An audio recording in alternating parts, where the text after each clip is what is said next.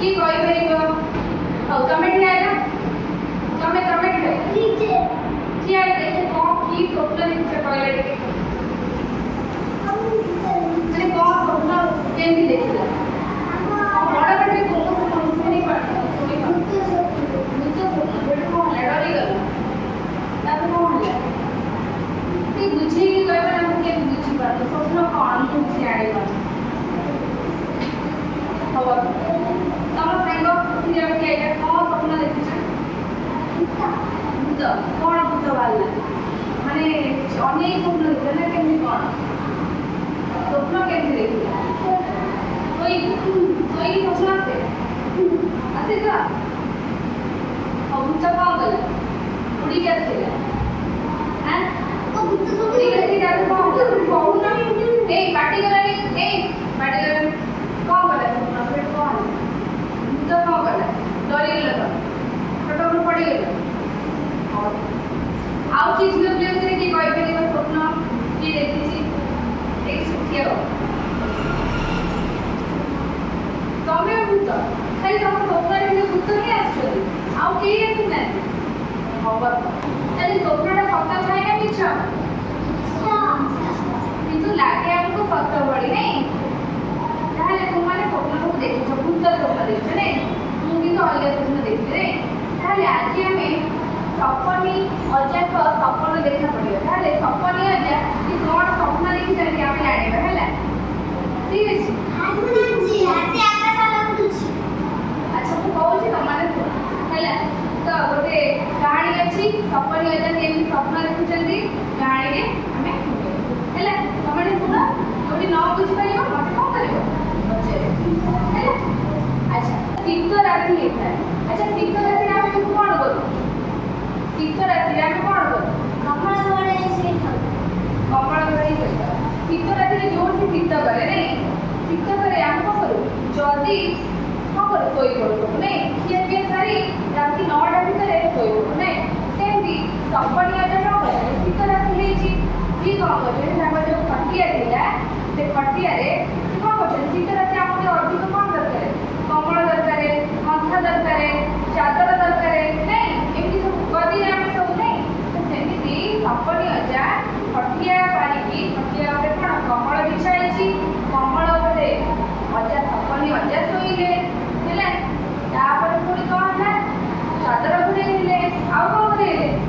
କମଳ ଘୋଡ଼େଇଲେ। ଏମିତି କୁସୁମ କ'ଣ ହେଲା? କୁସୁମ ଖଟରେ ସିଏ କ'ଣ କଲେ? ଶୋଇଲେ। ଯାଅ କୁସୁମ ଖଟରେ କ'ଣ ଶୀତ ରାତିରେ କୁସୁମ ଖଟରେ କିଏ ଶୋଇଲେ? କିଏ? ସମସ୍ତେ କହୁନ କିଏ ଶୋଇଲେ? ହଁ ସପନୀ ଅଜା କ'ଣ କଲେ? ଶୋଇଲେ। ତ ଶୋଉ ତାଙ୍କୁ ଜୋର କ'ଣ ହେଇଛି?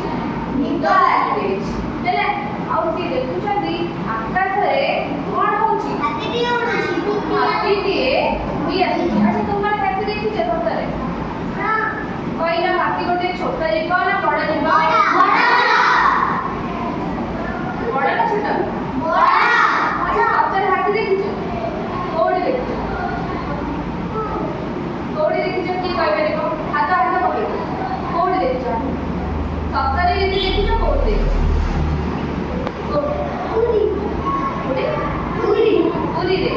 ପୁରୀରେ ତ ଓଟ ଥିବ, ହାତୀ କେମିତି ଦେଖିବ? ନନ୍ଦନକାନନ ବି ଯାଇଥିବ, ସିଏ ହାତୀ ଦେଖିବ। ହଁ ବାଘ ବି। ଆଚ୍ଛା ହାତ ପକେଇବ ହେଲା। ତାହେଲେ ହାତୀଟି କ'ଣ କରୁଛି? ଉଡ଼ି ଉଡ଼ିକା କୋଉଠି ଆସୁଛି? ଆକାଶରେ ଉଡ଼ିକା ଆସୁଛି ହେଲା। ତ ଅଜା ସ୍ୱପ୍ନ ଦେଖୁଛନ୍ତି ଉଡ଼ି ଉଡ଼ିକା ଆସିକି କ'ଣ କରୁଛି?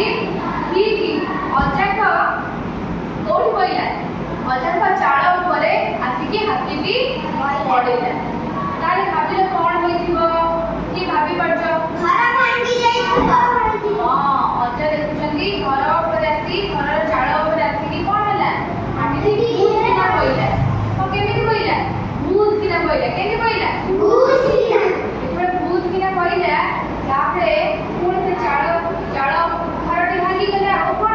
ସେ ପୁଣି ହାତୀଟି ଆସିକି ଠିକ୍ କ'ଣ ଅଜାଙ୍କ ଉପରେ ପଡ଼ିଲା। ଅଜା ସେଇ ଘରେ ଶୋଇଥିଲେ ନା, ସେଇ ଘର ଭିତରେ ଆସିକି ଅଜାଙ୍କ